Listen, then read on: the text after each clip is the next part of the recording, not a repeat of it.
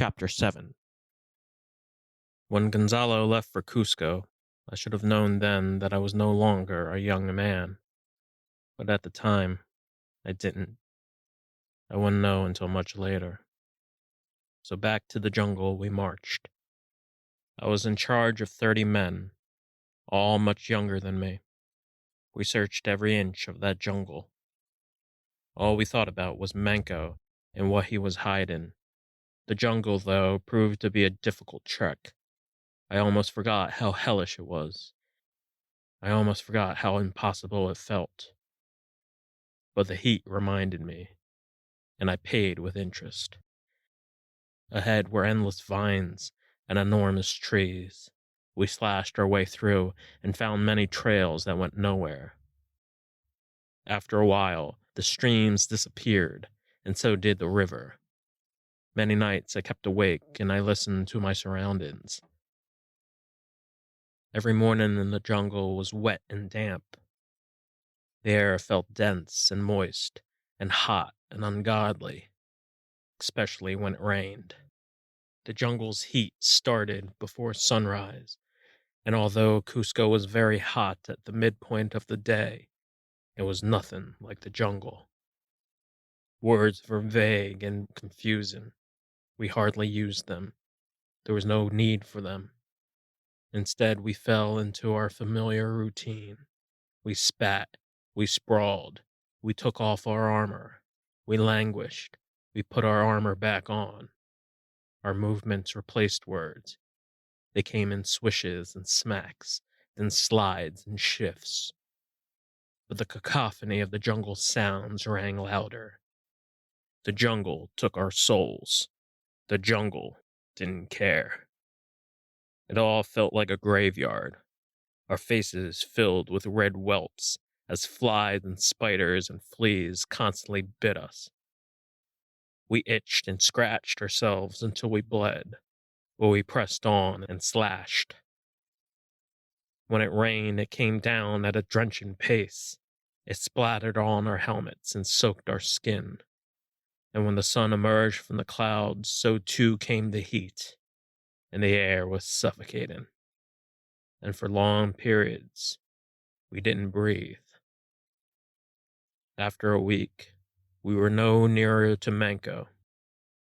We didn't find any clue of any kind. There was only the jungle. And after another week, it all seemed like a horrible mistake. The men cursed the air, some cursed at the birds. Small fights broke out amongst them, but I allowed it. The frustration of our marches was enough to make any man lose his mind, and my men frequently did. I didn't blame any of them. Damn fools could have killed themselves for all I care. It would have been easier for me. One morning I saw about 100 red ants crawl and smother one man's face. He had been sleeping against a rotten log all throughout the night. He managed to get most of the ants off, but the man's face was swollen and grew about 2 sizes larger as the day progressed. The other men made fun of him at first, but at midday, the man collapsed, and 2 days later, he died. No one knew his name. Nevertheless, we gave him a proper Christian burial. More days passed. There was still no sign of the Incas. The fog continued to spiral. We forged through it. But in all that time, we had found nothing, and had encountered even less. I kept the men moving, hoping the jungle would end. But it didn't. The elevation gradually grew higher, and our movement slowed down considerably. Another day passed, and with it came a heavy, dense fog. The men kept looking up, anticipating an ambush, but it didn't come. Then, one afternoon, the inevitable happened. I read it on their faces. There was dissension among the men that we had gone too far into the jungle. Being their leader, I couldn't let them believe in anything but our mission, but I knew these men could not be brought back. They still believed in Cusco, because unlike the promise of El Dorado, Cusco was real, so they decided to leave. I was fair to them. There were 10 men in all, one-third of the entire company.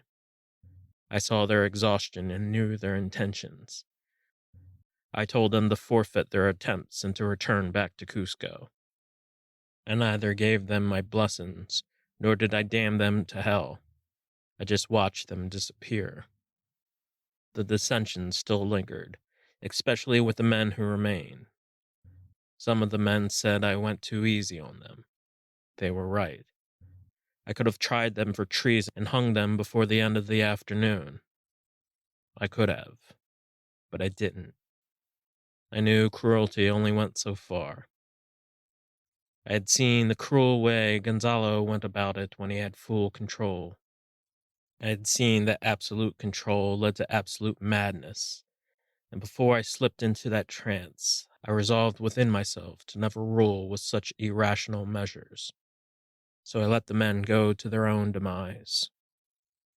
For the men who stayed, they asked me several questions. They asked me several times what was happening in Cusco. I told them in confidence that Cusco would remain secure and peaceful, and that our focus was on finding and killing Manco.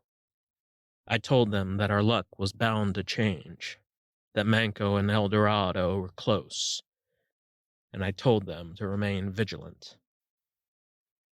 Many more days and nights had passed, but our bad luck stayed.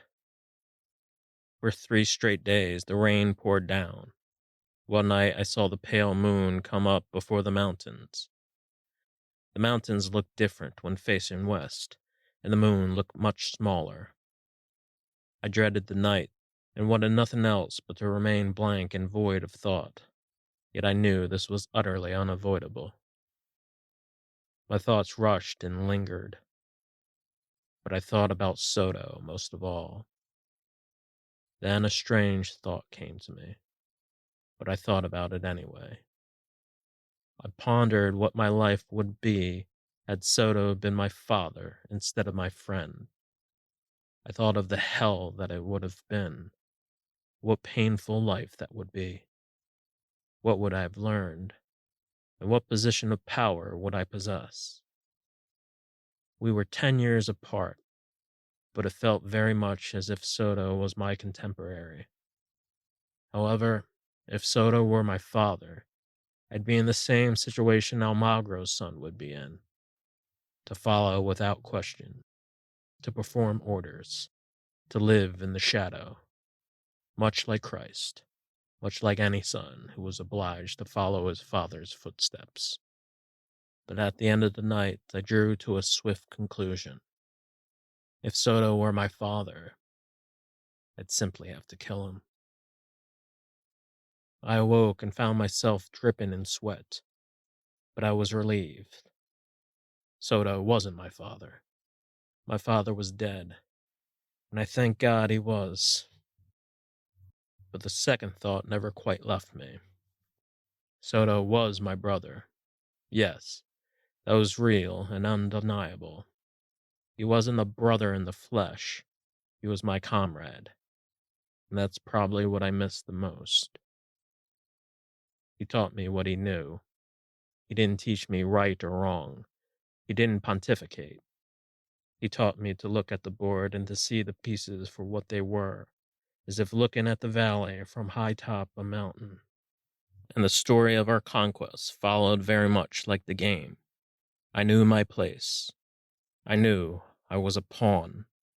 And I knew that the last words Soto said to me were the most important words for my soul. I was my own man. The jungle continued.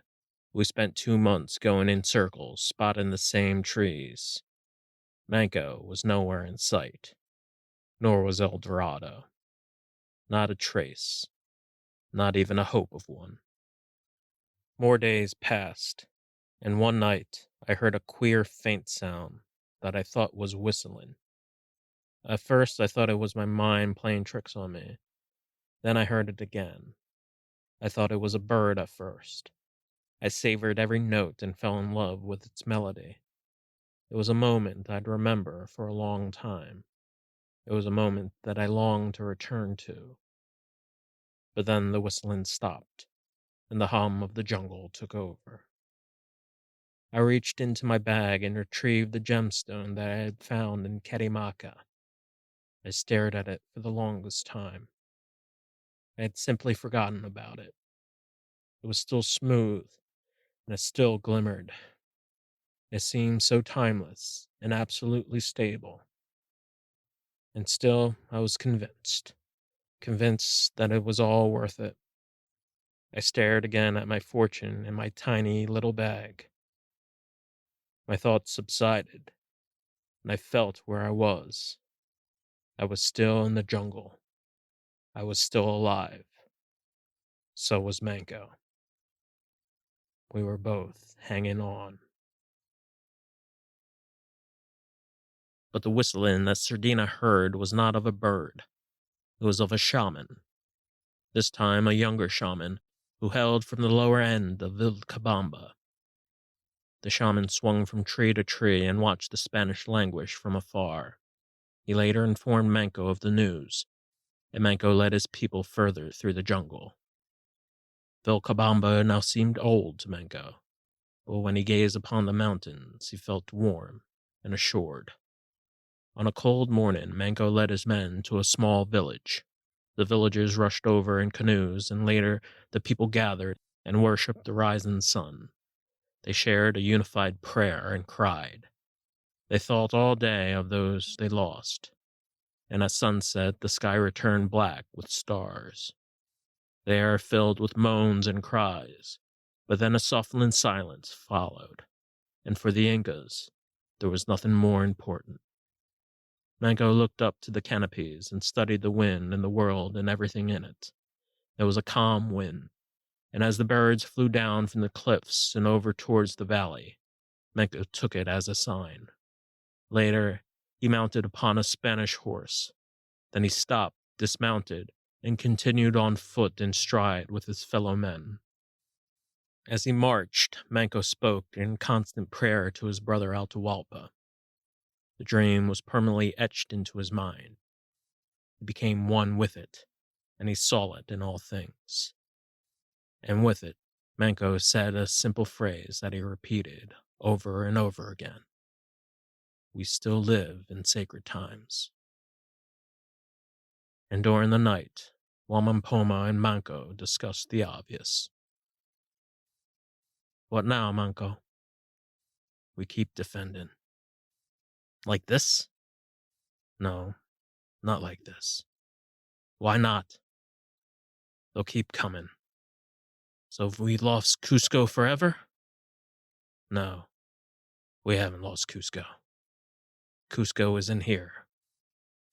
Manco pointed to his heart. They cannot destroy that. What now, Manco? What else?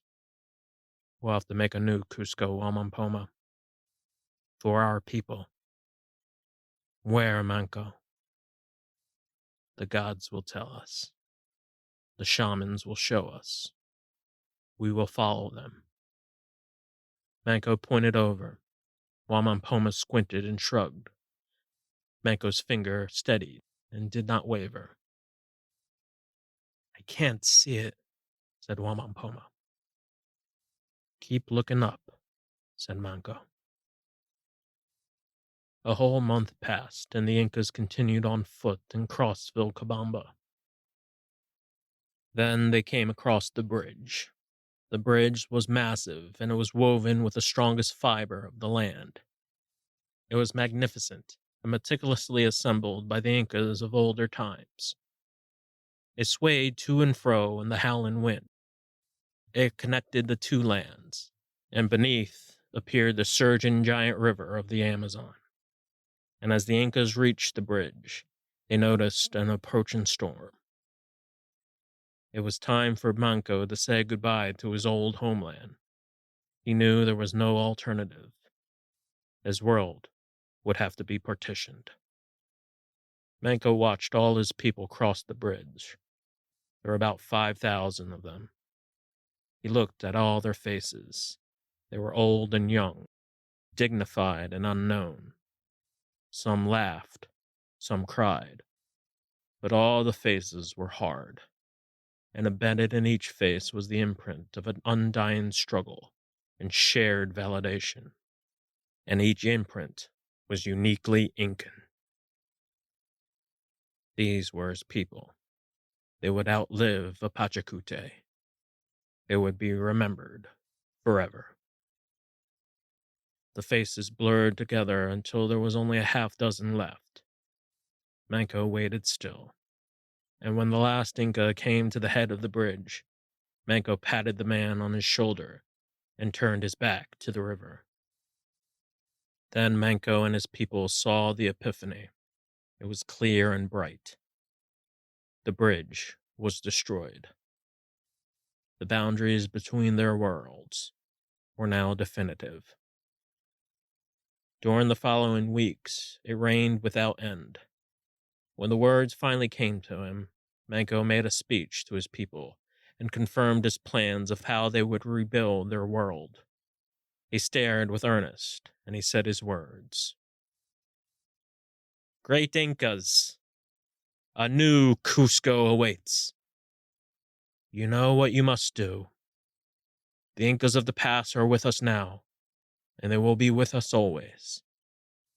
These evil spirits will die in their own darkness.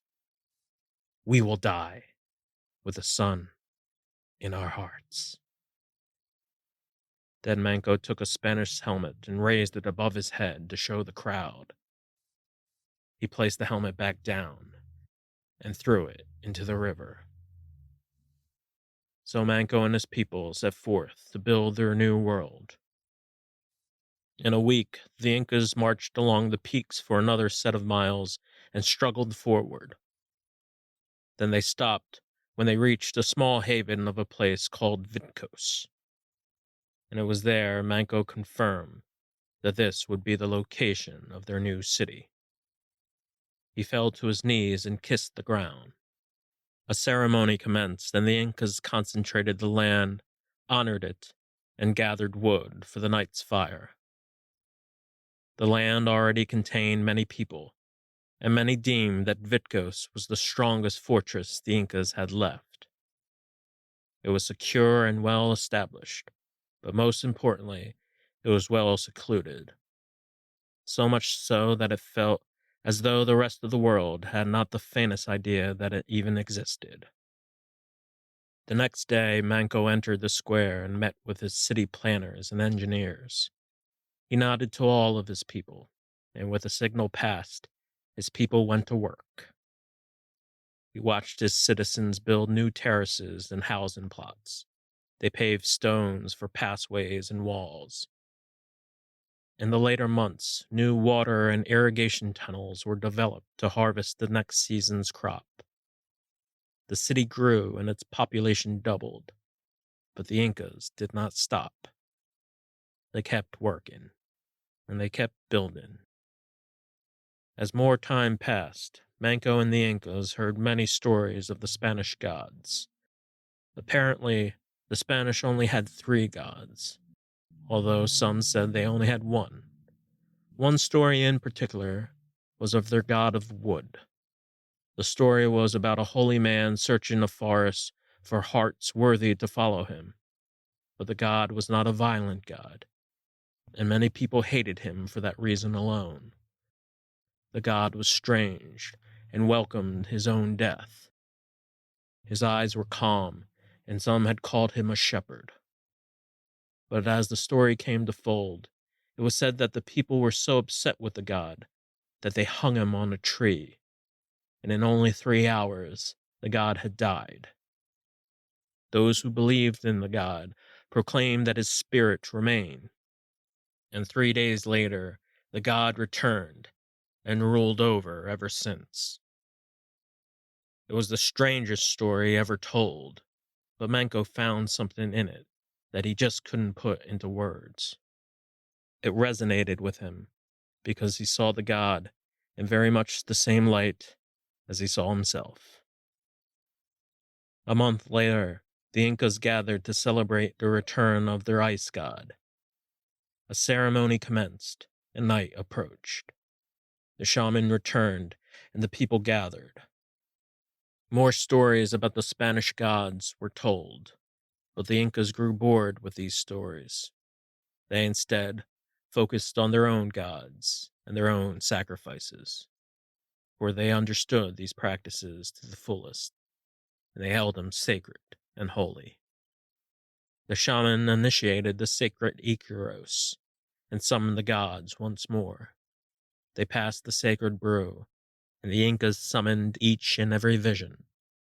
And finally, peace had returned. And for Manco, that peace had been fully revived. When the vision ended, he nodded and came to terms with a new reality. A Pachacute had drawn to its end. And with that, Manco smiled. He knew that his people would survive, and he saw it in all things. We came across a broken bridge. We were all aware that the Incas were close, maybe only a day or so away. But other than the finding of the bridge, our search remained fruitless. Days later, we found ourselves quite lost. More days passed, but there was no sign of Manco anywhere, nor any sign of any Inca. Our chase retarded to a crawl. The bridge might have been a hallucination for all we knew. After a week of such going, I was convinced that it was. I tried my best to discipline the men. There were only 20 of them, but they were a handful, and I was starting to gather disdain for all of them. They were very distracted and entrenched in thought. They were probably thinking about what was happening in Cusco. I yelled at them several times to focus on the jungle, to be vigilant and aware that Manco could be hiding anywhere. But more times than not, boredom had completely overwhelmed them. Periodically, scouts on patrol had joined our group. They monitored our progress and reported back to Gonzalo. They told us what was happening in Cusco, and the stories and rumors ran rampant once again. I trusted the young scouts because they were always in a rush and had no time to fabricate nonsense. They told us everything they knew, and by firelight, the stories intensified. We listened and dug at the dirt with sticks. Then another set of rumors flooded our ears. They flourished, and like mushrooms, they suddenly appeared from the wet, dank ground and bolted up to the surface. One of the main things that all the stories confirmed was that Almagro had returned to Cusco earlier than expected. The stories also confirmed that Almagro had arrested both Hernando and Gonzalo, put them into dungeons, and left them there to die and rot. This rumor seemed to be as true as any rumor presented, and it was confirmed many times.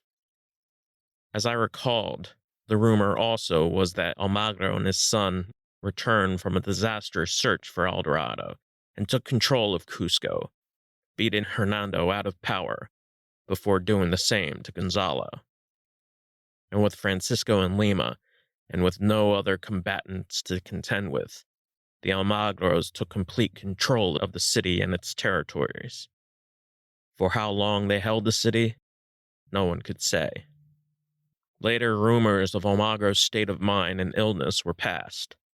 Some claimed that Almagro had gone completely mad, making decisions no rational man would ever dream of making, and had voluntarily released the Pizarro brothers.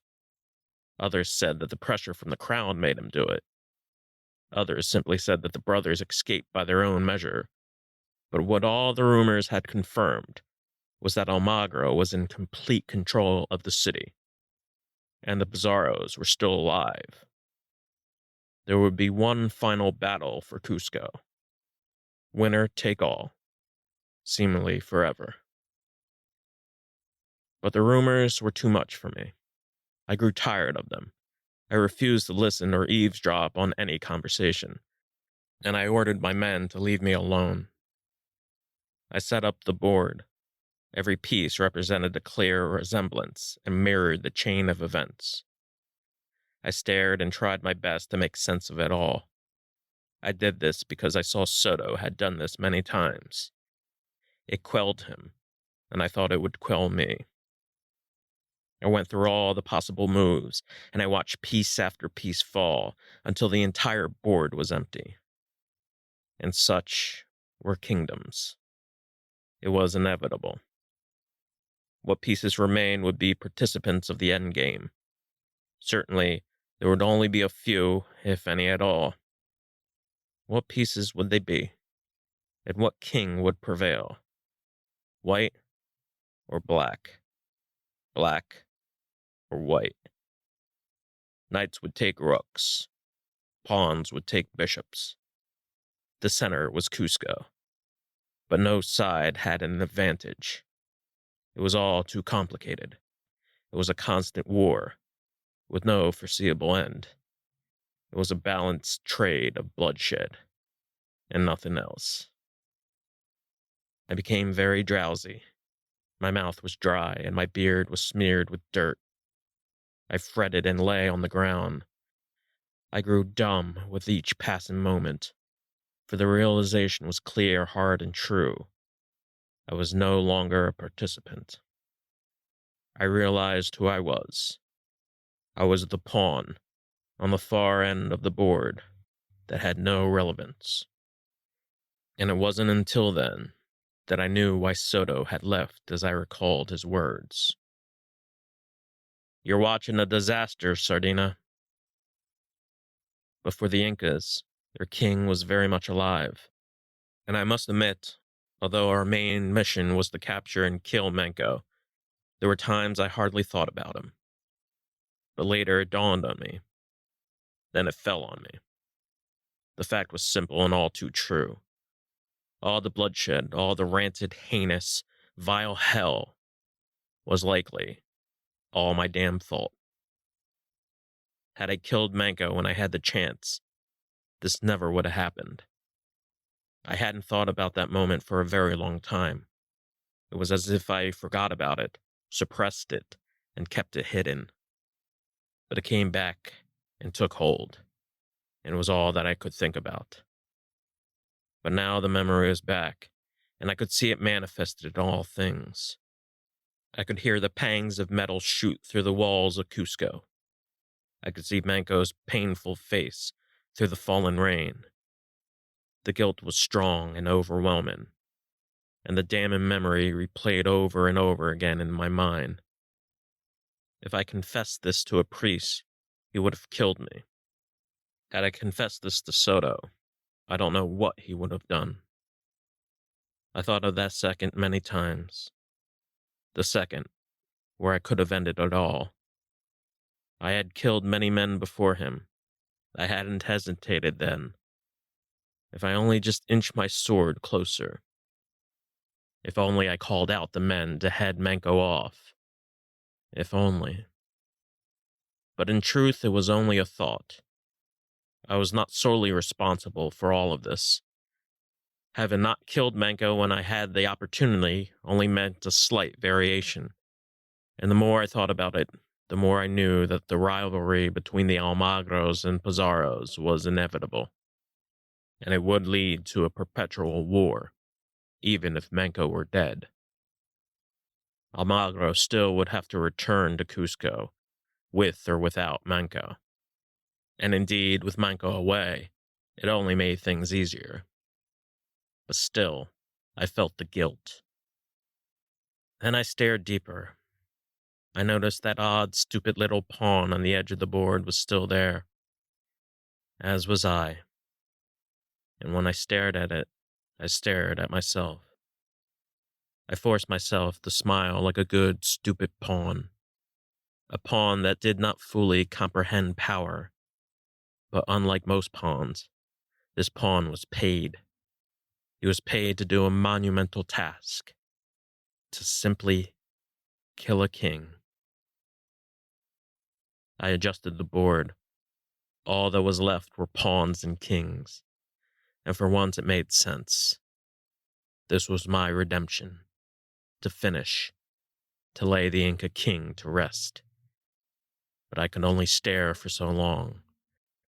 I fell asleep, and as I dreamt I saw both Soto and Francisco talking amongst themselves. Both men looked peaceful and rested. No doubt Francisco had already known the entirety of the situation. No doubt Soto probably knew as well. All of Spain would have known it by then. I imagined Francisco speaking with Soto about these matters. He was probably doing so at the very moment. I awoke in the dark. I wiped the sweat off my face and looked around. The men were asleep, and the fires were dying. And as I sat down, I stared at the sky and thought about all the fallen pieces. In reality, Sardina's dream wasn't too far off, for on a common afternoon near the shores of Lima, Francisco and Soto did exactly what the dream had painted. They shared their thoughts. It was their final conversation, and Soto's last favor. Soto concentrated his eyes on the ocean. In truth, he was waiting for his ship to arrive. Francisco watched the clouds scatter from the south to east. They discussed what pieces to keep and what moves needed to be made. Soto chose his words carefully, and Francisco took note. "So you would put Alvarado in charge," said Francisco. "I would," said Soto. "But don't you think they have too much cavalry?" "Yes, Almagro's cavalry is considerable, but we have cannons and foot soldiers. That's a clear advantage. This is quite an opportunity you have, sir." "I'm worried it's just a trap." "I don't see it as a trap. Almagro held your brothers captive and did not capitalize on it. That mistake is Almagro's, and his alone. Now your brothers are free, and that's why you have to strike now." "This is a gorgeous opportunity," said Francisco. "No, it's only an opportunity. I'm afraid that's all it is. In either case, Almagro is a fool. You can't let him get away with it. And if you don't take advantage of this, you'll be an even bigger fool, sir. History never forgets." Soto stared at his fortune, 5 caravans in all. It was all still there. He was already one of the richest men in all the world. He was merely waiting for his ship to arrive. Back to Spain. Back to the old world. He was merely biding his time. "So why are you leaving, Soto?" "I have my reasons. Spain is safe, for one." "That it is. But I can't fight any more of your wars, sir. I can only fight my own." "Your own wars," Francisco said. "Yes, sir." "Well, Soto, I hope to see them someday." Soto stared at the sea again. It was still empty, and he waited another day. And with that, the favor was met, and all were left to see what would happen to Cusco. Coronado yawned. My throat had gotten dry. I drank what was left in my chalice, but it wasn't much. I knew that my story was starting to bore him. I was close to the end, and wanted to finish it. But I could tell Coronado was losing his patience. He wanted the intimate. He wanted the climax. He wanted to hear about Cusco. I couldn't blame him. But it wasn't my story. I wasn't part of it. But Coronado wanted to hear it nonetheless. "So what happened to Cusco?" "I wasn't there, Coronado. I was in the jungle." "Well, you must have heard." "All I know is what I imagined." Coronado pressed his fingers upon his lips. Then he interjected. "So the burden was the very thing they fought for," he said. "What burden?" "Cusco." "Why do you say it was a burden?" What else would you call it? Cusco was the prime reason for all that occurred, was it not? With all that power, with all those characters, Cusco had to be fought after. It seemed inevitable. Don't you think so? I didn't answer. I couldn't tell what he was driving at. Then again, I was very tired, and the wine was very strong. I could tell from his squirming that he wanted to know exactly what happened in Cusco, blow by blow. But I simply wasn't there. I wondered what version of the story Coronado had heard.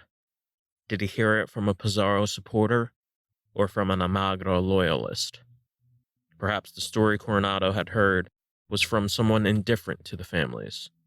Perhaps he heard the stories from a priest, or from someone who merely heard it from someone else. Whatever the case, Coronado needed it to be repeated to him. He needed validation, but I couldn't give it to him. In the end, there were only two stories, two sides. The Almagros fought for what was theirs, as did the Pizarros. My story really didn't matter to Coronado. For what happened in Cusco was only what I heard, but what I heard, I still cannot believe.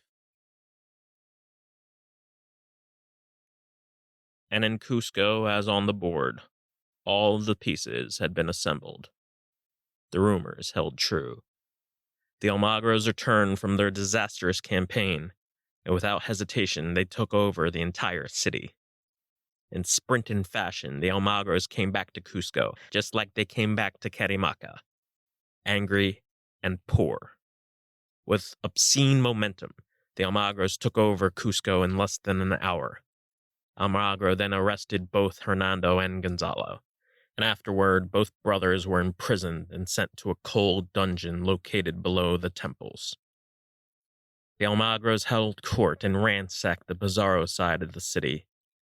In the evening, they dined at their favorite table. They feasted on roasted pig and ripe pears, and they drank and finished the wine that they had found hidden in the Pizarro's lower chambers. Drunkenly, the Almagros ascended to the steps of the tower, digested their meal, and looked down at the sprawling city.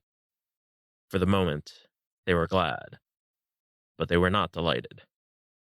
In the back of their minds, all they could think about was their next move. With the Pizarro brothers ransomed, communication with Francisco was the next logical step, but the Almagros were too tired. They spent too long of a time in the desert, and they knew it would probably take the rest of their lives to fully recover. With a look of sheer confidence and pride, Almagro handed Diego his sword and patted him on the shoulder.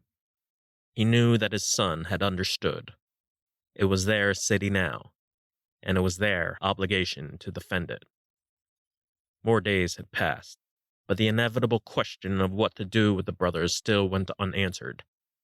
The Almagros initiated their own productive procrastination upon the matter and focused more on the important things.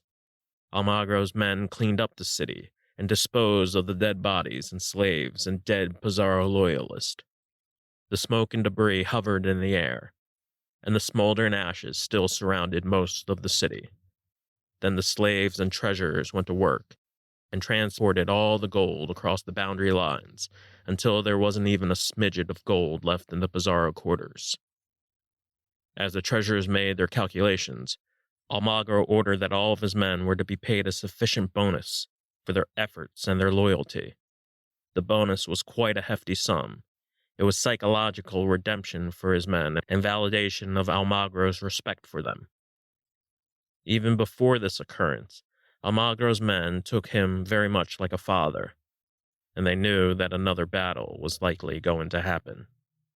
Almagro himself remained quite reticent and kept to himself most days. His mind was torn in complete ambiguity. Then later, sheer ambivalence. Then much later, pure apathy. He prayed, he swore, he ate, he drank, he vomited, he pissed, he defecated. He kissed his chalice, but mostly, he drank. As for the imprisoned Pizarros, They were kept alive indefinitely in their dungeons. Almagro refused to pay either Gonzalo or Hernando a visit, and left that detail to his son Diego. Each morning, Diego delivered both the brothers their meal, which was always a raw slab of llama's liver and a whole dead rat. It was a great pleasure for Diego to watch the Pizarro's feast through his view from the iron bars, but he never said a word to either of them. He merely stared and spat at them.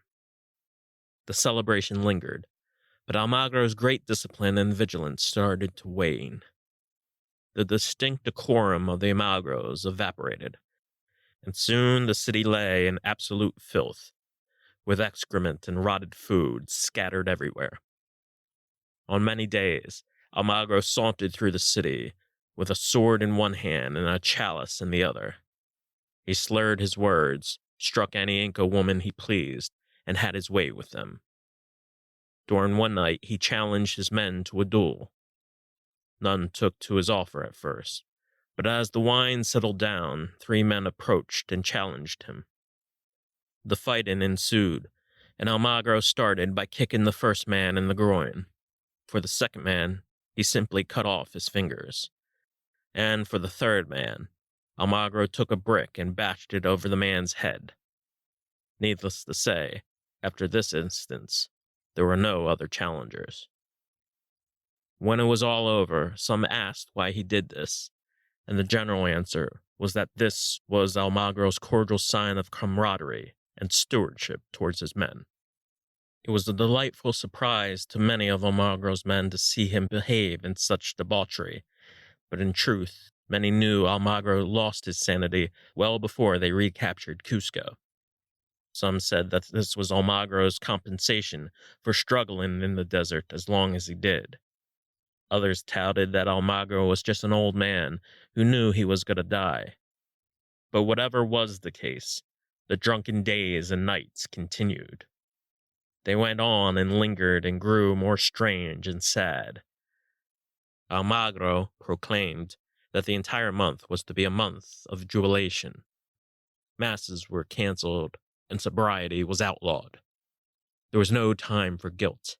Relaxation was the mandate, and the freedom to be a damn fool was permitted and encouraged. Almagro's men knew that their reality would sink in eventually. They knew that they would recover and sober up. But now wasn't the time. Now was the time to celebrate.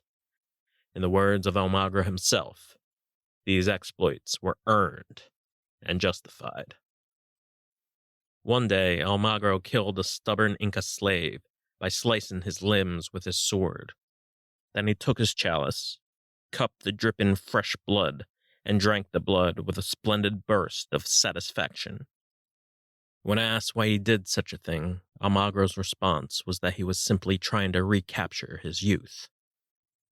Some men laughed, others merely gave blank stares and shrugged their shoulders. When Almagro was bored, he counted his money.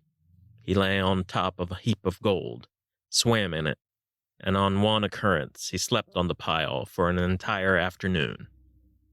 He didn't talk to many, and he carried on, drinking liberally with a disgusted red face.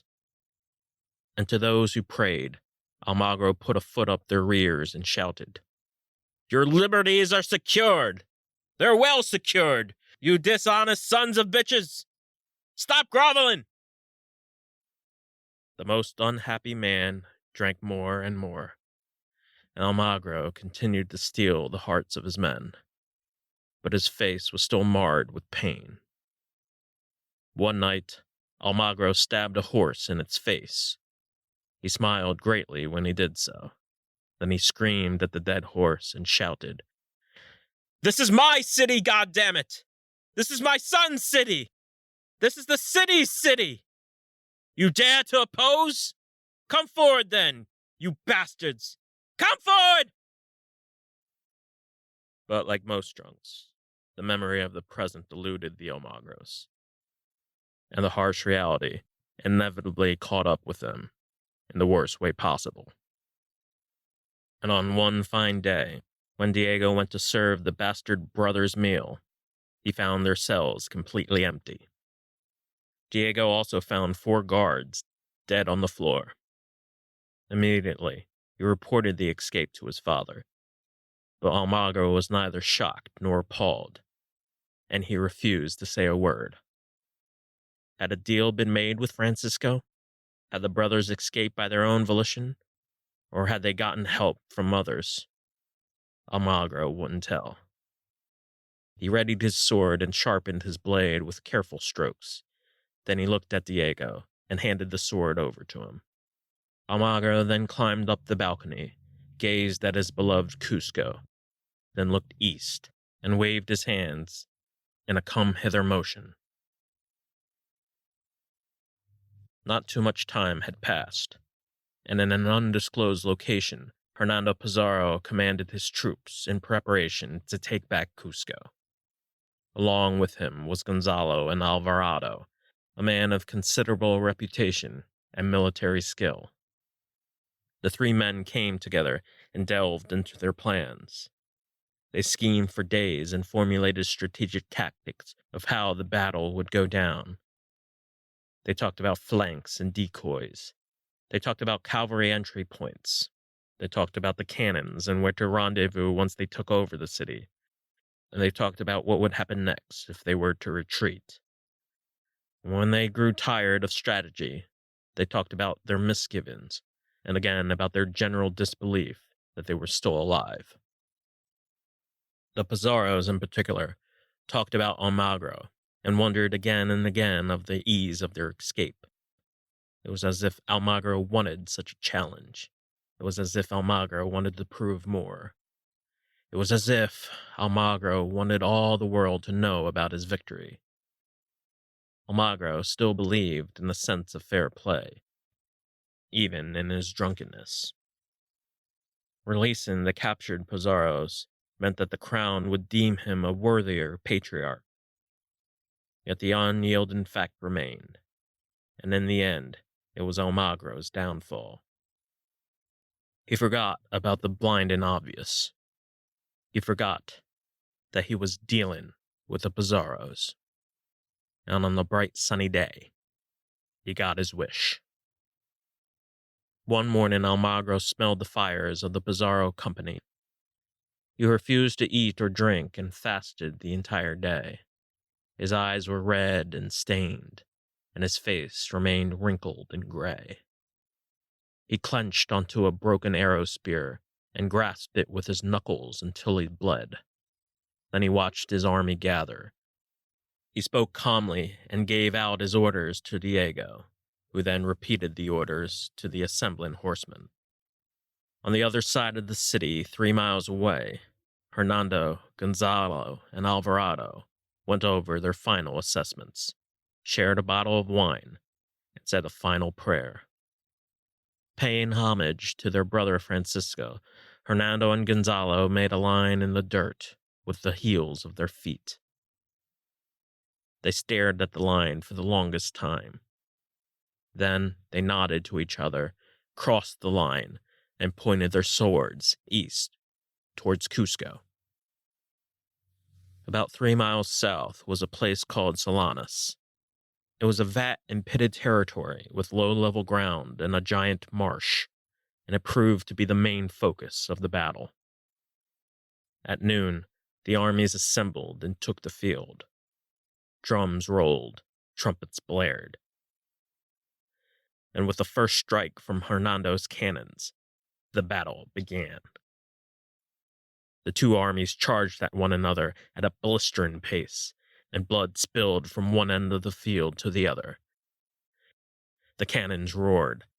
Blast after blast shook the ground, and swords, horses, and men piled on top of each other. A rain of fire came from the arquebuses. They were then followed by crossbowmen, and later the heavy cannons. Shards and balls of fire sailed in streams, and the ground burned in shattered flames. Then the infantry charged at each other with a resounding blitz of rage, and it was clear that Almagro's men had the advantage. Almagro's men pinned the Pizarro advance and stopped them from resurfacing, but the Pizarros recalibrated. The army paced and trotted. Again, the timeless sounds of clangs and pings of clashing armor rang out in succession, and again they were followed by the sounds of cuts and slashes. Santiago! Santiago! Decapitated heads of both horses and men rolled on along the salty sand, and the land resembled a field of rotted cabbage. All in Cusco watched the battle from afar, but there was no indication of what army was winning. No quarter was given that day from either side. Those who tried to surrender and beg for their mercy were gutted along their stomachs, and the wounded that wept for care were at first discarded, then promptly executed. Almagro himself led a series of charges along the perimeter and defended his position beside the Inca slopes.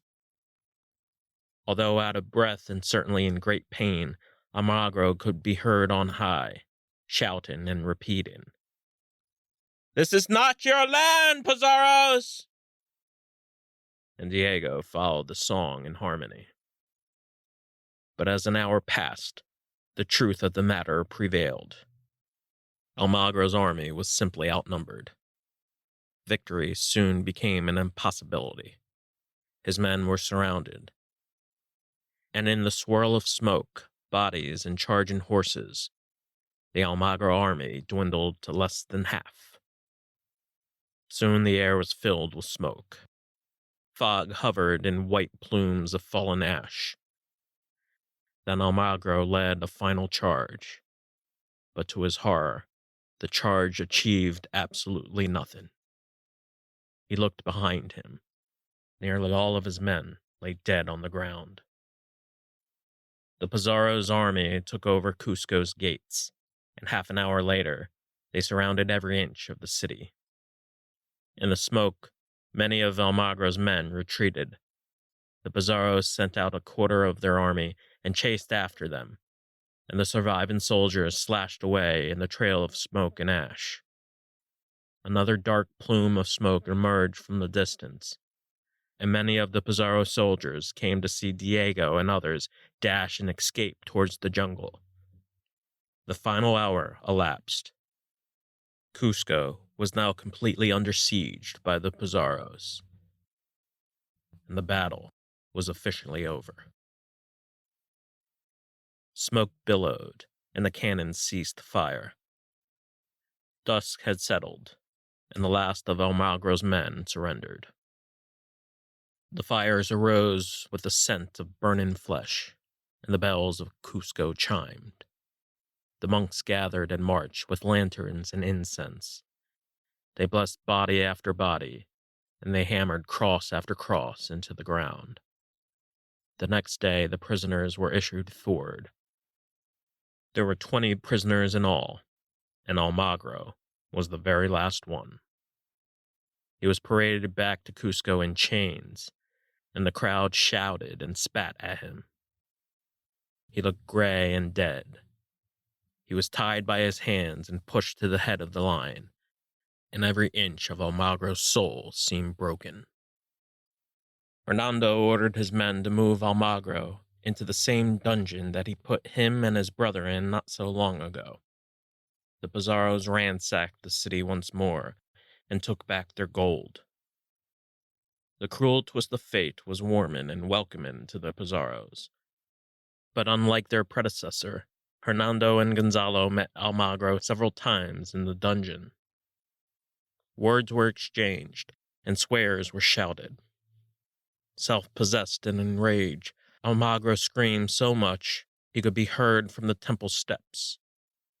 He pleaded, asking what happened to his boy Diego, but no one answered him, because in truth, no one knew. A week had passed. Almagro could no longer scream. Convinced that his food was poisoned, Almagro refused to eat and became very weak.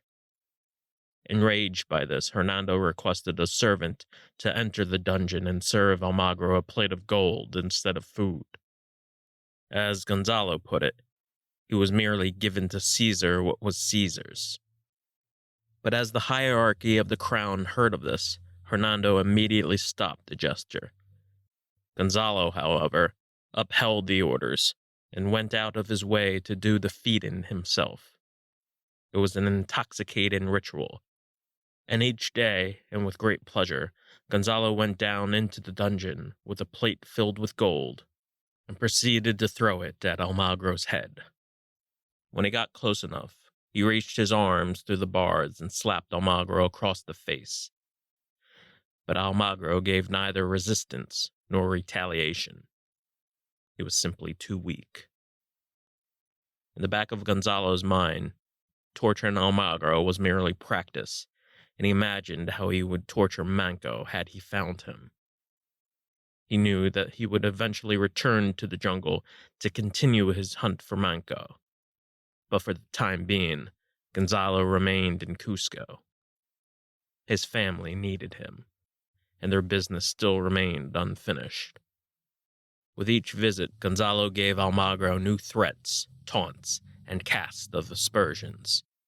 But still, Almagro failed to utter a word. And with each visit, Gonzalo drank an entire bottle of wine and urinated upon Almagro's iron bars. "So how was El Dorado, Almagro?" said Gonzalo. Was it golden?" "Don't ever dare to dream, Almagro. It's not worth it." The gold in the cell continued to pile, and Gonzalo continued his thoughts. "I just thought of a great idea, Almagro, just now. Maybe we should put all this gold to good use and shove it up your ass. Perhaps it will make diamonds someday. Seems like a good investment to me. What do you think?" "Well, we all have all the time in the world, you know. We'll split the royalties with your son, of course." "Well, that's of course if he's alive." One would think such torture would only last so long, even for the torturer. One would think. But Gonzalo did this ritual for 30 straight days, and each day he grew more and more satisfied, with perverse enjoyment. On a bright day in June, Francisco returned to Cusco, and upon his arrival his brothers and the members of the Royal Assembly of Spain had greeted him. He was informed of all the events beforehand from scouts and close allies, and at dusk he approached the court with esteem. Then he went into the dungeon to visit his longtime friend. When he got there, though, Francisco was appalled. Almagro looked very dead. But upon further examination, he wasn't dead, which made matters even sadder.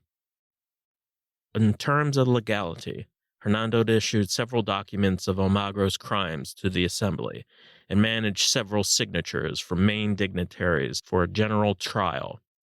Those who opposed the execution constantly delayed the trial, and they mostly consisted of Almagro's close friends and allies. During the deliberation, some pointed out the unfairness of the imprisonment of Gonzalo and Hernando. In vote after vote, there were more dissenters, and day after day Almagro's apologists vocalized their opinions. But oddly, days later, about a dozen of those individuals found themselves poisoned and deathly sick. As the trial continued, it seemed almost certain that Almagro would be executed. After 2 more trials and hours of deliberation, he was found guilty. And when it was official, the signatures were finally penned. Almagro was indicted on several counts, but the most damning count was the indictment of war against the crown, which penalty summoned instant death. The counts were as followed: guilty of levying war against the crown and thereby causing the death of many of His Majesty's subjects, guilty of entering into conspiracy with the Inca, and finally, guilty of dispossessing the royal governor of the city of Cusco. And on those charges, Almagro was condemned to suffer death as a traitor, and was summoned to be publicly beheaded in front of the great square of the city. And on the 8th of July, 1538, Almagro's day of execution finally came to pass. The square was filled with personnel of the like, dignitaries and elder statesmen, Inca slaves, and appointed leaders all gathered into the square. Several armed guards surrounded the plaza, doubling over in staggered formation across the houses and temple complexes. The crowd continued to gather, but the longer they waited, the more they knew something wasn't right. There were no participants anywhere in sight, and the crowd grew demonstrably restless and angry. Then news had broken that there was to be no grand spectacle to be shown that day. By orders of Hernando Pizarro, the execution was to be privately held inside the dungeon. In the dungeon, all the Pizarros gathered inside Almagro's cell. The smell was awful, and the dungeon was dimly lit with sparse torches along the cold gray stone walls. The Pizarros waited and whispered their prayers, and a priest blessed Almagro with the sacraments of confession and last rites. At noon, 4 guards escorted Almagro and brought him out from his cell and into the corridor. They unchained him, stripped him of his rags, and dressed him in a fresh white shirt. They strapped his hands once again with iron chains and forced him to his knees. Then the executioner entered. He wore a black hood and a gold cross necklace. He made his way over, escorted Almagro, and laid his head on a slab of stone. Then the unhappy man spoke his last words. He screamed and slurred, and he spat and pointed. "Bastards! Bastards! All you Pizarros! I'll see you all in hell! No matter how hard you think, no matter how much you've forgotten, the truth is clear as God. You're a fraud, Francisco, as are all your brothers. The truth is this city, my city. You found it with my men. You found it riding my horses. This is my city, my son's city, not yours, not your brother's." "So why did you leave it?" said Francisco. Francisco's response went unanswered. Then Francisco unleashed his sword and unsheathed it. "You'll still be in my prayers, Almagro," he said. Then Francisco turned his back and walked away. "Pizarros! May you burn in hell! All of you!" And a second later, the executioner raised his axe, and Almagro screamed his last. With a heavy thud, Almagro's head dropped down and rolled on the floor. The blood dripped and sprayed all over and formed a deep and muddy pool. The witnesses proceeded to leave the dungeon with heavy sighs and sullen faces, and the only souls who remained were the priest, the executioner, the undertakers, and Gonzalo. Later in the afternoon, Almagro's corpse was transferred to the great square of the city, but then it was immediately removed. His remains were auctioned off and came into the possession of his old friend Hernan Ponce de Leon. The next day, Almagro was laid to rest in the solemn church of Our Lady of Mercy, where the Pizarros appeared among the principal mourners. After the funeral, the Pizarros moved to the court area of the square and held a private meeting. And for the entire evening, they shared each other's company. They dined and ate a meal, and it felt very much like old times. Francisco at the head of the table, and Gonzalo and Hernando by his side. Afterward, Ariana and a few other trusted men were also present. When all were assembled, the brothers made one final gesture. They left an empty chair and lit a candle in memory of their brother Juan. And by then, all knew that this would be the Pizarro's last meal in Cusco. Members of the crown's dignitary watched on as the brothers consulted one another. But as Francisco requested, no others were invited to the table. Some dignitaries had sympathetic eyes. Others glared at the Pizarros with utmost disgust. Words were exchanged, but only of the obvious matter, mostly regarding the rule of the lands and taxations of newfound governorships. But all kept a wide eye and wondered about the Pizarros and what moves they would make. Through the course of their meal, the Pizarros talked about Spain and their past. There was little mention of Almagro and his son. They prayed for guidance and discussed what would happen to the city once everything was settled. They settled that Hernando would still be in charge of Cusco and its surrounding hamlets. They also settled that Gonzalo would continue his search in the jungle for Manco. And for Francisco, the brothers all agreed that it would be best for him to depart in the morning and return back to his beloved Lima. For their appetizer, they ate fried bananas and aguajes. They shared bottle after bottle of Almagro's wine and winced. Then Francisco talked about Spain in a regretful, spiteful tone. He raised his glass and said his words. "This is home, brothers. If you wish to go back to Spain, I will not prevent you to do so. As for myself, I would not go back, even in the coffin." Francisco drank more wine. He wanted to say more, but he decided not to. Instead, he settled in his chair and rested. He was aware that there were most likely spies lingering in the darkness, and he told his brothers to choose their words carefully. Then the servants returned to the table, and finally the courses had arrived. A dozen plates of roasted lamb and artichokes were presented, along with smoked fish, and then, finally, the main course, a stuffed pig that was seared for 2 days underneath palms and glazed papaya. Hernando smacked his lips and savored, and Gonzalo tore through his portion and requested more. For the rest of the night, the brothers ate and drank and wrapped themselves in reverie. They knew that they were finally kings, and they savored every moment. Throughout the meal, the Pizarros refused to discuss any other matters regarding the hypothetical, especially the obvious.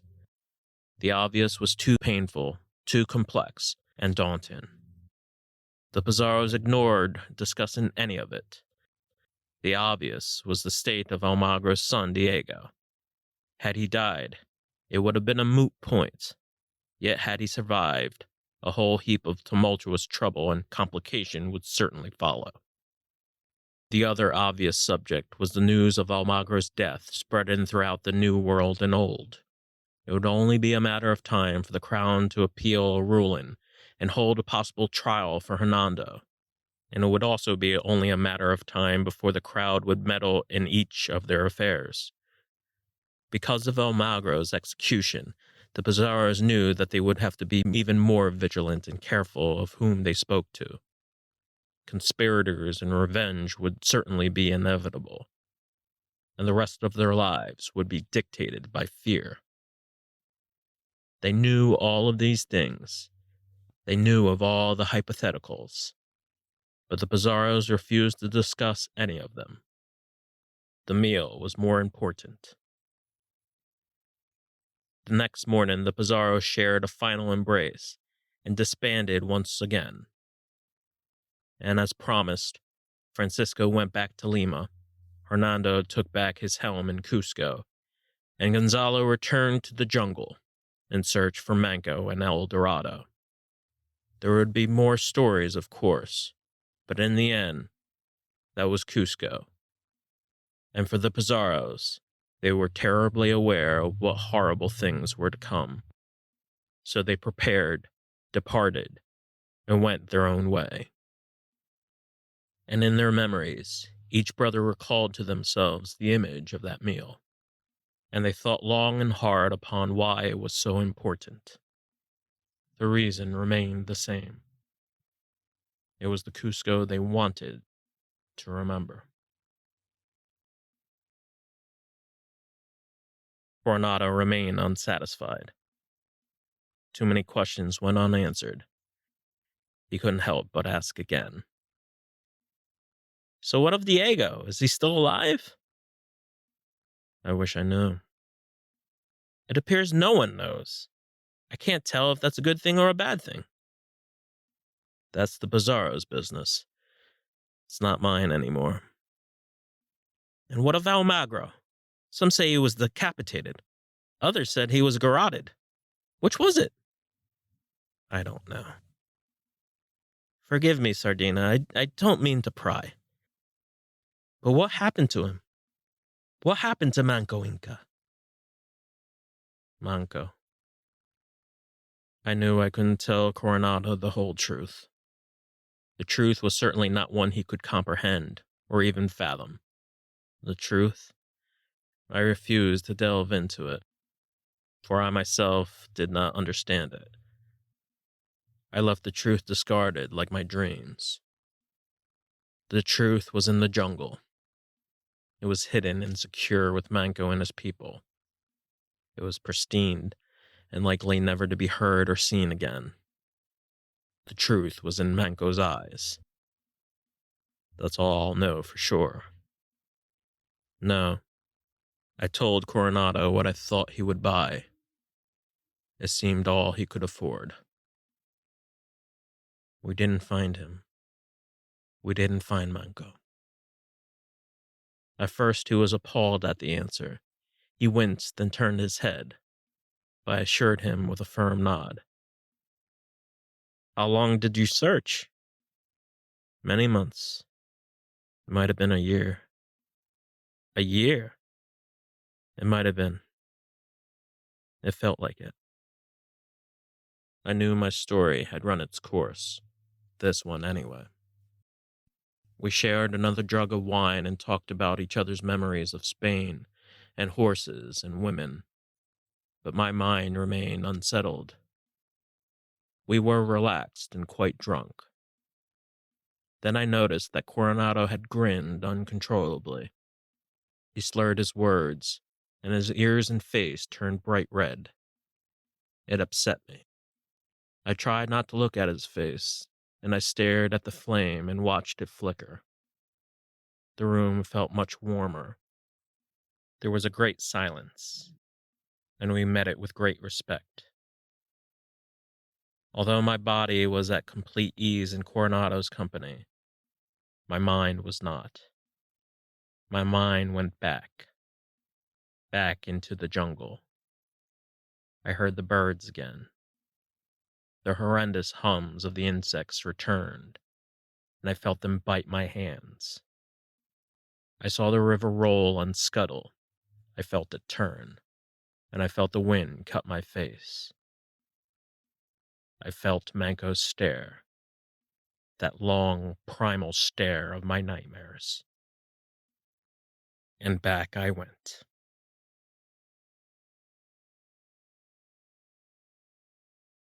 We found the river. We slashed through the vines and kept moving through the swamps. We toiled and trekked for miles on end. Then we found clay pots and bone necklaces. Many of our guides confirmed that they had seen several Incas in canoes pass through the sharp bending rocks and the densest part of the canopy. So we headed north. We saw more of the river. Momentarily, I was pulled back. It was enormous. It didn't feel real at first. Again, I drifted, and the tide pulled me in.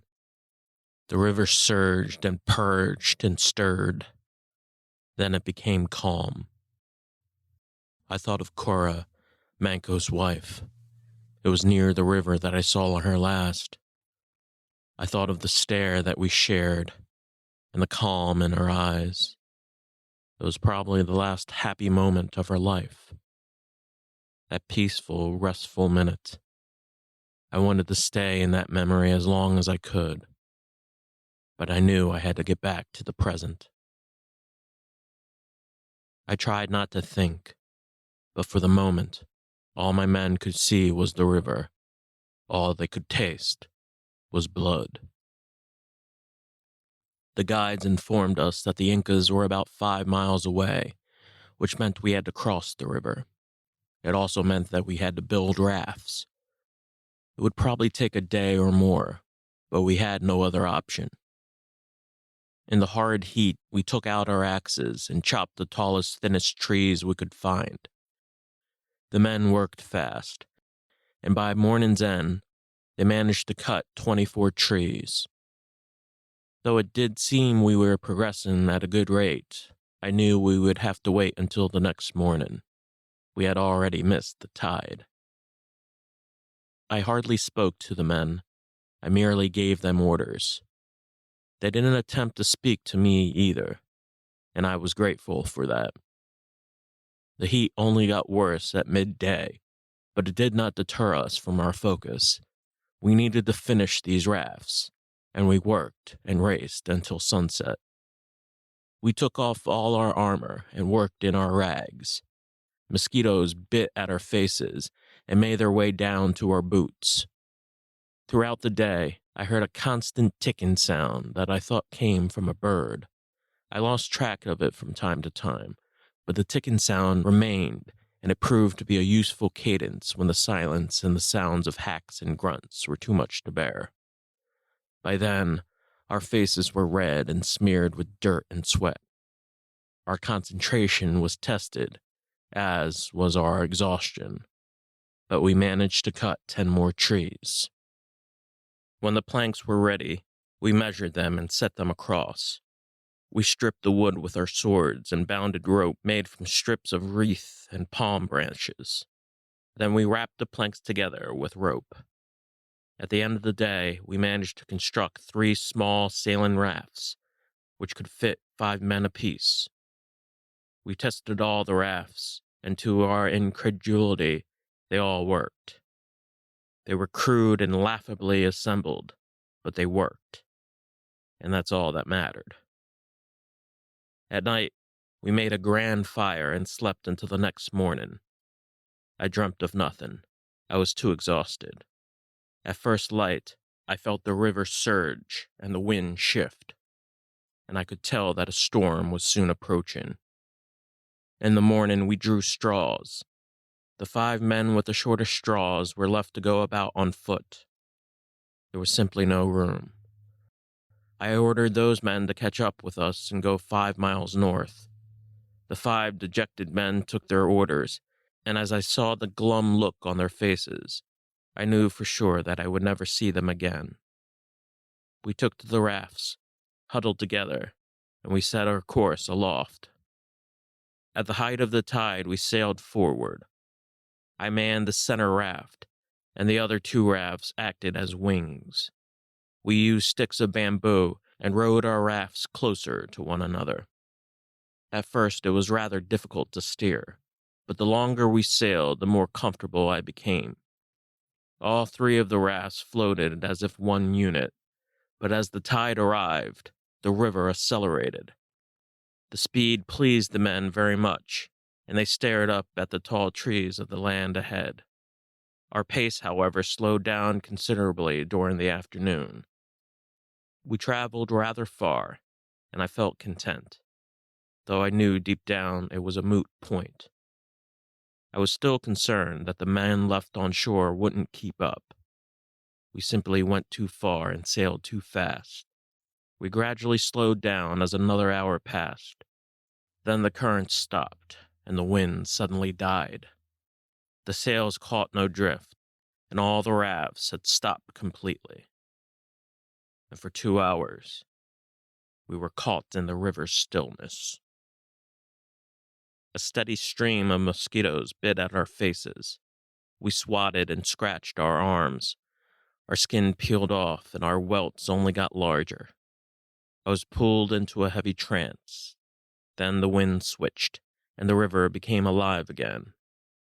We took no hesitation and immediately adjusted our sails. About 5 minutes later, the rafts were back to steady motion. We successfully pulled ourselves out of the doldrums, and the men cheered in excitement. But as time passed, it got harder and harder to steer. Not too long after, we came to a broad turn in the river. The wind was at our back, and the tide pushed us beyond a rapid, unforgiving pace. Soon I heard the commotion from the men on my raft, and the swears and cries from the others. We barked on like dogs, trying to stay within sight, but there was no way to slow down, so we kept barking at each other in a constant rhythm. But the river gave no mercy, and soon the rafts drifted far apart. I yelled at the men in the first raft not to drift too far, but of course, they did just that. As we took the turn, I lost sight of the first raft. I screamed again at the men to keep together, but the wind carried us further apart, and we could neither stop nor steer. We caught up to the first raft moments later, but we were too late. The raft had toppled over, and there were no men left on board. We searched the waves to see if there were any survivors, but there were none. As the river grew still again, I commanded the men to head for dry land. Within a half hour, the 2 surviving rafts landed on shore. There were only 10 men now, and the remaining hours of the afternoon were silent and solemn. We held a vigil for the 5 we had lost and spent the last hours of daylight collecting wood for the night's fire. The land looked all the same. I sent 2 of the youngest men to scout out the area north, and I ordered the rest of the men to stay close. The men looked scared and confused. They looked like lost puppies. And it was then that I realized that these men did not have minds of their own. They lived in the thought of the collective. They were sheep, and I was their shepherd. The entire afternoon we took to the trees and branches and waited for the other men to arrive. But they never did. I had 2 thoughts. The first thought was that the men had either died or had gotten themselves lost. The other thought was that the men had planned to make their way back to Cusco. Both might have been true, but there was no way of knowing for sure. At sunset, I consulted with Cespedes, one of my main captains. He advised that we wait out the night and then search for the men in the morning, and I agreed with his suggestion. So we waited. During the night, I remembered being terribly cold, and I blew into my hands. I felt great pain, and it seemed like every bone in my body was frozen. Then I dreamt.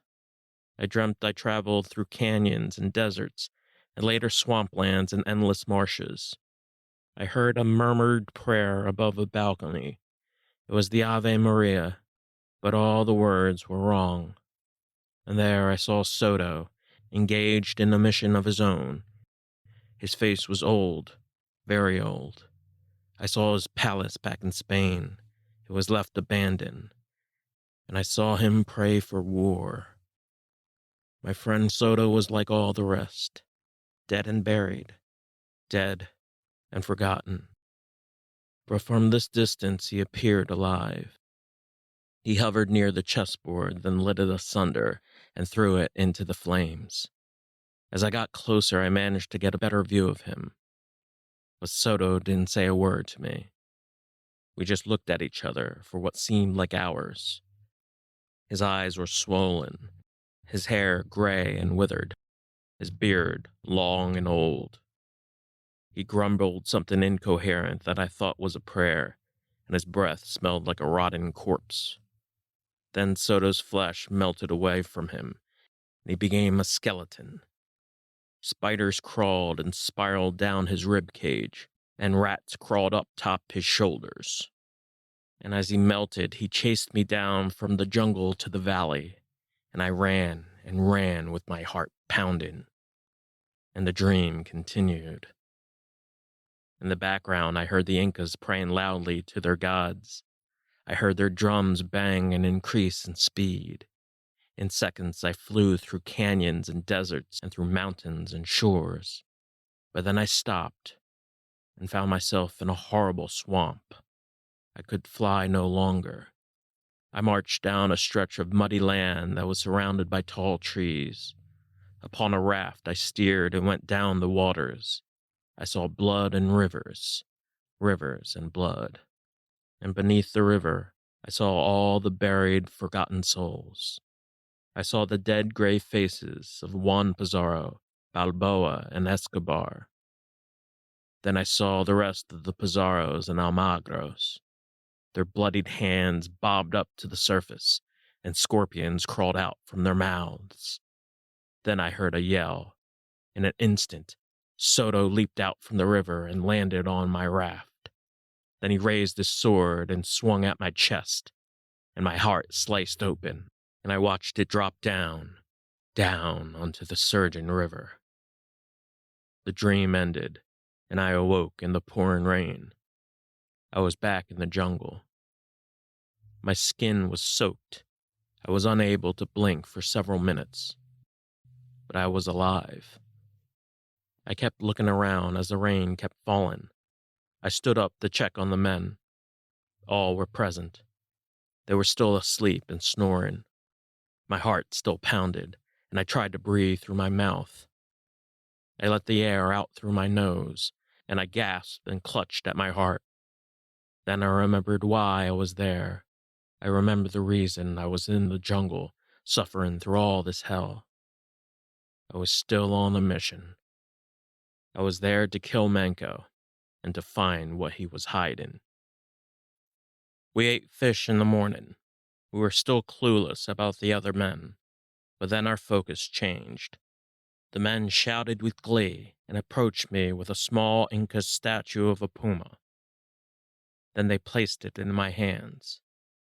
It was made entirely from gold. "We're close, sir," one of the men said.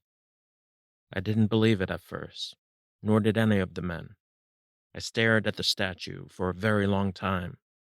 I asked the man where he found it, and the man merely pointed into the jungle. I gave him a nod. Then I gathered up the men, turned to them, clenched my teeth, and with a booming shriek, I yelled out, "Santiago!"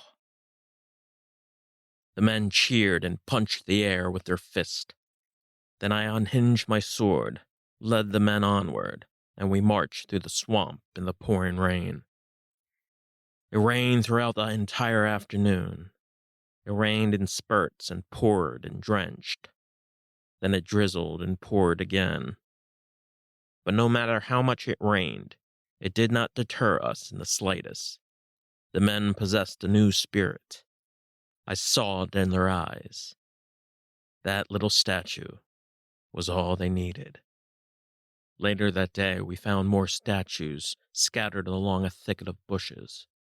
Each man wanted one for his own, and they fought each other and bickered like children. They passed the statues to me, and I examined them all. They were all of gold or silver, meticulously crafted and distinctly Inca, and the men were elated. We paced faster and faster. We hacked through thick, thorny bushes and passed through muddy creeks, and the men continued to shout and cry. "We found it! We finally found it! El Dorado exists after all!" For the moment, it did. For the moment, it all made sense. It was a familiar feeling, and every time it happened, the feeling of utter disbelief came with it. We raced, delighted and bewildered, and the men continued to scream. "El Dorado! It's here! It's here! El Dorado!" My hands trembled. I saw the river and smelled it. I heard it rush and swoosh, and I heard the pelting rain pang off my helmet. As for the statues, I held them in my hand and traced my finger up and down. I held them hard, wanting to crush them to see if they would crumble. But no matter how much pressure I applied, I couldn't break them. They were solid and real. I stared at the statues' faces. They were all pumas with opened eyes and mouths. Later, we found the waterfall. It was one of the most beautiful things I had ever seen. It seemed holy and just. and the water flew and rushed, and when it fell, it gushed and came back to the surface. The ripples looked soft as silk, and the men pointed out further. Beyond the stream were even more Inca statues, and the men screamed with unbridled joy. Some of them prayed, some of them jumped like children, but they all rushed over through the heavy rain. I can't believe it! I just can't believe it! Finally! Thank you, God! Good God Almighty! They screamed and swam, but as the rain intensified, I had lost sight of them. I screamed again and again, but everything became blurred, and the only sounds heard were the rushing water and the sounds of clanging armor. The sounds dissipated, and soon a queer silence came and took over. I was in knee-deep water, and I shouted for the men to answer my call, but none did. I looked all over, then I felt an ungodly pain. I fell down and almost drowned. I saw that something had struck me square on my shoulder. My entire body felt like it was on fire. I screamed and shouted and yelled for mercy. I had been stabbed by a spear. The spear was lodged into my shoulder, and I saw the blood pour out from the hole. Though my armor took the brunt of the blow, the pain was excruciating, and I fainted in and out, and the rain kept falling. I rushed to dry land and laid and shivered. It took me a full minute to get back up on my feet, and then in came the fog. It rolled in thick and heavy and covered the entire land. There was nothing but swamp and water. I forged ahead. I swung my sword and screamed. I bled and clutched my arm. I screamed once more and heard my voice echo. Cespedes! Rodrigo! Speak, man! Anyone! I shouted again. Nothing but silence. I looked up and down, left, then right, but all was still gray. But then the silence stopped, and it was replaced with screams. Later, I heard footsteps. I still couldn't see a thing. I turned my head and heard some men scream again. But then I heard entirely different sounds. Sounds of smacks and grunts. Sounds of slashing spears and arrows. And the sounds of the Incas defending their land. And from there I knew exactly what was happening. It was a trap. We fell into it beautifully. We simply forgot about the Incas. We were too enraptured by the bait. Our men were caught in the heavy fog and swamp, with nowhere to retreat. And the Incas took full advantage. All was set up in good time, and when the Incas had got close enough, they ambushed us from all sides. I heard more men scream. I hobbled and swung my sword blindly through the fog. I squinted and searched for any semblance of anything, and I heard the Incas laugh and scream. But still I didn't see them. Then the silence returned. I headed further down. I tripped and fell on a body and crashed to the ground.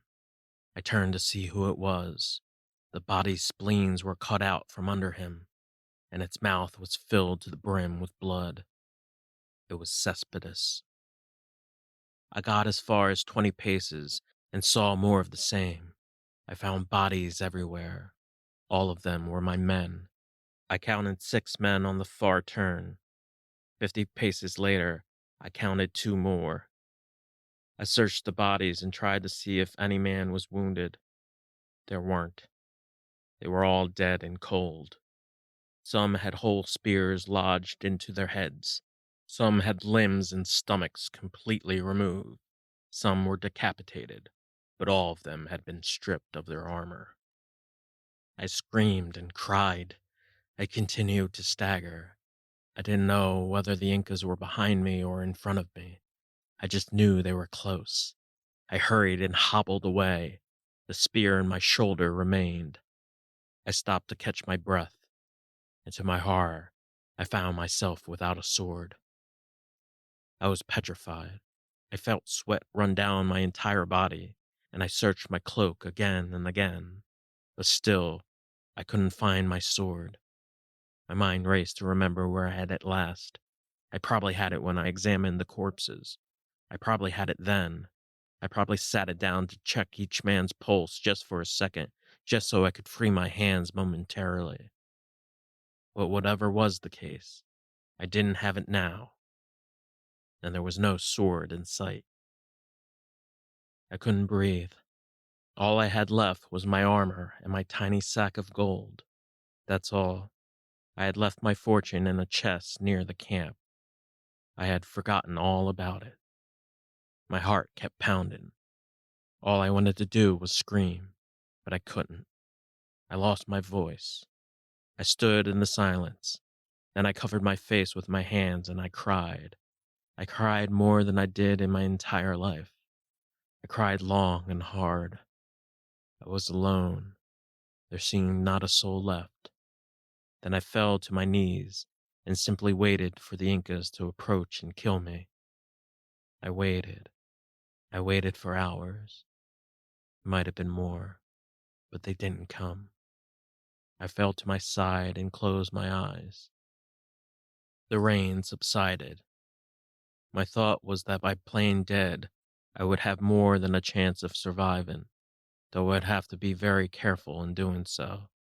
I would have to find the exact time to escape. I was still wearing my armor, and I struggled to pull it off. It was quite a difficult task.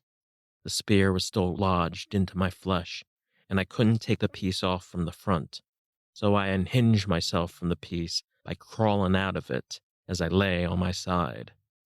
The pain was ungodly, but I managed to get through it by wedging the tip of the spear through the crevice of the shoulder, and in one motion the armor came off. My heart still pounded. My rags were bloodied and soaked in sweat.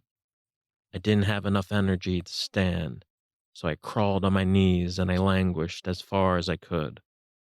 When I got far enough, I stopped, and in that instant, I knew for certain that I would die. I fell asleep out of sheer exhaustion, hoping I would die right then and there and not have to live on the next day. But of course, the next day came, and I was still alive. The fog had disappeared, and the sun returned, and I heard the sounds of the river and the waterfall. I got to my knees and looked around again. Then I saw a dozen Incas approach with spears in their hands. They were about 100 yards away. They took their time and staggered into view. They got closer and closer. I stared at them for what seemed like an eternity, and they stared right back. Then they rushed at me at a teeming pace. They held spears and were 20 paces away. I stared at one Inca in particular. If there was ever an angel of death, it would have been him. He was a young man, not much younger than myself. His eyes grew wider, as did the other Incas. His face was covered in paint and dirt. His body was bare and torn with scars. He led them on, and they sprinted and dashed. 10 paces away, they roared and shrieked. 5. I dropped to the ground. A voice cried from afar. Then the Incas stopped. Then a tall Inca walked towards me. He held out his knife and aimed for my heart. It was Manco. My hand shook. I reached into my bag, pulled out a gemstone, and offered it to him. It was my last gesture, but I knew it wouldn't amount to anything. Manco took the gemstone from my hand, but he didn't look at it. Instead, he continued to look me straight in the eye. Then he tossed the gemstone to the other Incas, and he slowly drew his knife towards my chest. But then he smiled, and he dropped the knife to the ground. He reached over and grabbed the spear that was still lodged into my shoulder. In one motion, he removed the spear and threw it to the ground. A few seconds later, Manco bent over to my side and wrapped my wound with a trinket of cloth until it was secure. He continued to look at me, and while he shook his head, I saw his smile start to fade. His fellow Incas yelled and shouted at him, but Manco shouted back at them and ordered them away, and they obeyed his command. Then Manco got back to his feet. For a full minute, all we did was stare at one another in silence. But then, the minute ended, and Manco blinked and simply turned away. Then he walked and led his Incas back into the jungle. For the longest time, I stared at the Incas until they had completely vanished from my sight. And then they were gone, and I was alone again. For the entire night, I hadn't moved more than 100 paces. I kept asleep for the majority of the time, and when I awoke, I stared up at the stars. I couldn't go on. I didn't want to. Though alive and walking, my mind was flooded with guilt. The feeling in me was haunting and overwhelming. I felt empty and sad. Everything felt like borrowed time. And I knew for certain that this dream in Peru was over. My loyalties to Gonzalo were terminated by my own regard. I felt very much like a dead man, lost in between two worlds. The entire night I kept awake, and I was taken by the moment, so much so I could not think of anything else. And tears ran down my eyes. That moment, that baffling moment. It was a miracle of some sort. It wasn't much later that I understood it completely. It came to me when I remembered the time back in Cusco. That odd little moment. The moment where Manco was at my mercy, and I simply was unable to swing my sword. It wasn't until even later that I realized that the moment had simply repeated itself with the roles reversed. Manco knew it at the time. I did not. Though some would say it was a mutual understanding, I knew in my heart that it was not. It was merely an exchange of the gift and the burden of living. Manco simply returned the favor. The next morning, I hobbled and followed the river west. There was nothing in sight for miles, and I felt a great peace. Though I felt dead, what kept me alive was the flow of the river. It provided me with new life and meaning, and I followed it every day. And many times it felt as if I were floating. I continued west. In my heart, I knew it was the right direction. I thought of God and if I would see him again. And for days on end, I walked alone. In the back of my mind, I knew the Inca gods were stronger and more real than my own.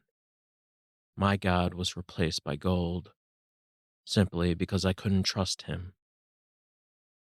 I could only see glimpses of my God in dreams, but I could see the Inca gods every time I stared into the river. And each time, the feeling made me realize their beauty and power. And in time, the river meant more to me than anything else in the world. So I followed it until it met the shore. The river grew smaller. Days turned to weeks. In that time, I regained my strength and ate what the river provided. I ate fish and oysters. Each meal was good and filling, and I tried to pray. I was amazed that the mountains were still in sight, and I looked back whenever I could. I simply wanted to see its beauty. In my mind, I saw the Incas on top of the snow caps, and from that high elevation, I saw their trails of breath in the cold dawn. I imagined them praying to their ice god, and I saw them with their hands outstretched in reverence to welcome the rising sun. On the jagged slopes of the Andes, I imagined all the Incas gathered.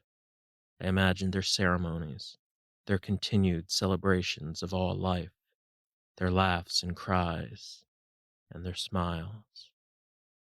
It wasn't until then that I understood it. I understood its beauty, and I confirmed it with a sigh and a nod. Another morning came. I continued to stare and wonder.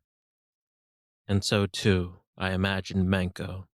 I imagined him there on the mountain with his son by his side.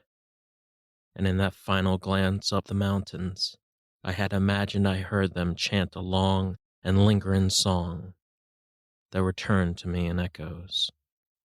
It was then that I knew in my heart that the Incas would never be conquered. They would fight in different ways, but they, as people, would remain forever. A cold morning drizzle settled. The winds grew and whipped.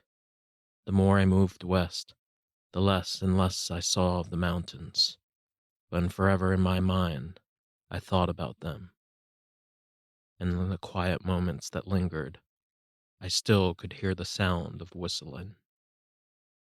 And finally, a few hours later, I saw the ocean, and I knew I had left the jungle for certain.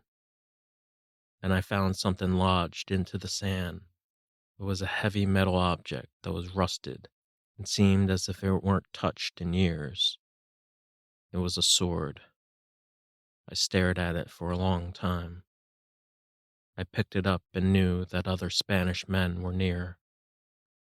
I wondered whose sword it was, but the thought escaped me, as did its trance. I didn't want to give more time than it deserved, so I plunged the sword back to the sand, moved past it, and met the ocean. A day later, I found men near the shore. The men were very poor and looked defeated. In the time I spent on shore, I learned that the men had been searching for El Dorado and had given up. Some men had been with Almagro. Others were merely mercenaries who abandoned Cusco. They all shared the same look of dejection and disgust, and all they talked about were their plans to go back to Mexico or Spain. And in 2 days, they got their wish. A ship arrived on shore, heading north. The men on the ship said they would take anyone who wanted to pay the fare, and after a brief minute of thought, I had made my decision. I stared at my bag that contained my fortune. It was merely a handful, about 50 pieces of gold and 30 pieces of silver. The rest I had lost in the fog. That was my fortune, my tiny fortune. It would be even less when I boarded the ship. It was a ragged old ship, and it looked exactly like the ship I refused to board when Francisco made his line in the sand. But I felt at ease, only temporarily. I didn't recall the men on board, nor any conversations. I left them alone, and they did the same for me. I just remember the smells of salt and sea, and my body rocking back and forth. I was alone with my thoughts again, and I spent my time in wonder. I wondered about Francisco, and I imagined him in his palace in Lima. I pictured him leaning over a veranda, watching sunset after sunset with tired, drunken eyes. Did he smile when he did so? Yes, he most likely did. Then I thought of Soto and his voyage back to Spain. He was the richest man in the world, and he knew it. Though knowing Soto, he probably grew tired of smiling. Finally, I thought of Manco and the lineage of Inca kings and the beauty of their people and their land that I had failed to see all this time. Afterwards, my thoughts died. All I did next was stare at the sea. I was still alive. I should have died. I should have died many times. But there I was. I still could move my hands. I still could see and touch and feel. I was alive. No other thoughts mattered. And it was all very hard to believe.